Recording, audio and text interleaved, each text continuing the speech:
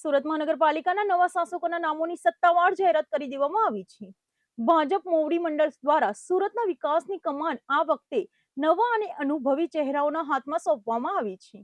સુરતના આગામી 2.5 વર્ષના કાર્યકાળ માટે મેયર, ડેપ્યુટી મેયર અને સ્ટેન્ડિંગ કમિટીના ચેરમેન સહિતના તમામ પદ માટે સસ્પેન્સનો અંત આવ્યો છે. સુરત મહાનગરપાલિકાના સર્વોચ્ચ પદ એટલે કે સુરતના પ્રથમ નાગરિક એવા મેયર પદ માટે વોર્ડ નંબર 14 ઉમરવાડા માતાવારી વિસ્તારના લોકપ્રિય કોર્પોરેટર માયાબેન માવાણીની વરણી કરવામાં આવી છે. માયાબેન માવાણી સંગઠન અને જનતા વચ્ચે મજબૂત પકડ ધરાવે છે અને હવે તેમના નેતૃત્વમાં સુરતના વિકાસ કાર્યોને નવી ગતિ મળશે. બીજી તરફ સુરતના ડેપ્યુટી મેયર તરીકે વોર્ડ નંબર 27 ડિંડોલી વિસ્તારના સક્રિય કોર્પોરેટર સુધાકર ચૌધરીના નામ પર મહોર મારવામાં આવી છે. ડિંડોલી અને આસપાસના વિસ્તારોમાં સુધાકર ચૌધરીએ કરેલી પાયાની કામગીરીને ધ્યાનમાં રાખીને પક્ષ દ્વારા તેમને આ મહત્વની જવાબદારી સોંપવામાં આવી છે. મેયર અને ડેપ્યુટી મેયરની આ નવી જોડી સુરત શહેરના આધુનિકરણ અને વહીવટી પ્રક્રિયાને વધુ સુદૃઢ બનાવવા માટે સાથે મળીને કામ કરશે. મહાનગરપાલિકાની તિજોરીની ચાવી જેમના હાથમાં હોય છે તેવા સૌથી પાવરફુલ પદ એટલે કે સ્ટેન્ડિંગ કમિટીના ચેરમેન તરીકે વોર્ડ નંબર 9 રાંદેર, જહાંગીરપુરા અને પાલનપુર વિસ્તારના કોર્પોરેટર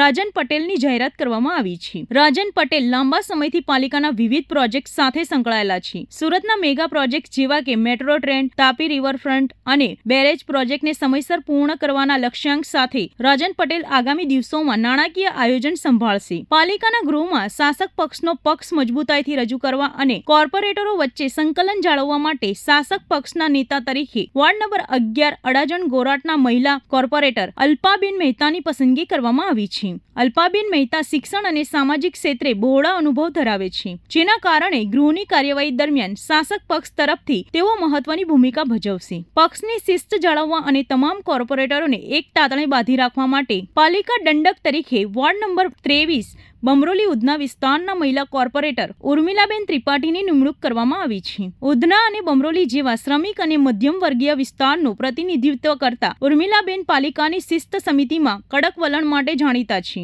આમ સુરત મહાનગરપાલિકાના નવા 5 પદાધિકારીઓની વરણીમાં ભાજપે ભૌગોલિક અને જ્ઞાતિગત સમીકરણોની સાથે સાથે મહિલા સશક્તિકરણ પર પણ વિશેષ ભાર મૂક્યો છે. 5માંથી 3 મહત્વના પદો પર મહિલાઓની વરણી કરીને ભાજપે અનોખો પ્રયોગ કર્યો છે. હવે જોવાનું એ રહેશે કે આ નવી ટીમ સુરતના સ્માર્ટ સિટીના સપનાને કેટલી ઝડપથી સાકાર કરે છે.